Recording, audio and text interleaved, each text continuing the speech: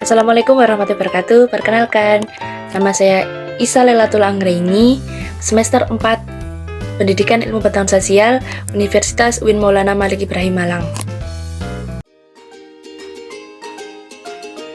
Daulah Abbasiyah di Baghdad.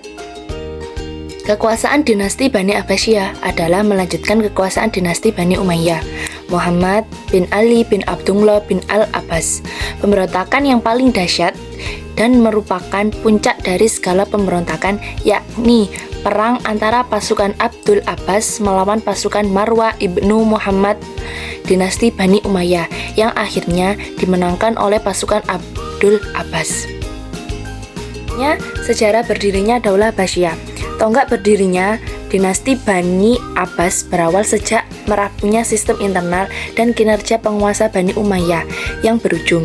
Nama dinasti Abbasiyah diambil dari nama salah seorang paman Nabi yang bernama Abbas ibnu Abdul Al-Muthalib ibnu Hisham. Di antara yang mempengaruhi berdirinya Khilafah Bani Abbasiyah dan memihak sebagian kelompok diantaranya adalah kelompok Syiah dan Khawarij. Kemudian ada perkembangan peradaban Islam. Dari kota inilah memancar sinar kebudayaan dan peradaban Islam ke seluruh dunia. Prestis politik, supremasi, ekonomi, dan aktivitas intelektual merupakan tiga keistimewaan kota ini. Baghdad menjadi lebih masyhur lagi karena perannya sebagai pusat perkembangan peradaban dan kebudayaan Islam. Banyak para ilmuwan dari berbagai daerah datang ke kota ini untuk mendalami ilmu pengetahuan Baghdad. Ketika itu menjadi pusat peradaban dan kebudayaan yang tertinggi di dunia. Dalam perkembangan ini, mereka memiliki sisi kemajuan yang dicapai umat Islam pada masa dinasti Abbasiyah dapat diklasifikasikan ke dalam beberapa kategori seperti bidang agama, bidang umum, bidang politik, dan administrasi. Kemudian ada tokoh yang berperan penting dalam kemajuan peradaban Islam.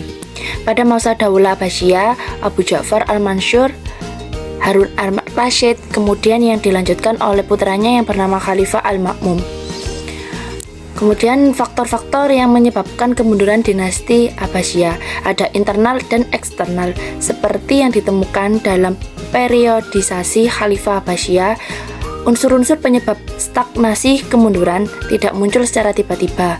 Benihnya pada saat itu tampak jelas pada periode sebelumnya, karena pemimpin pada periode ini sangat tangguh sehingga benih-benih tersebut tidak memiliki kesempatan untuk berkreasi atau berkembang.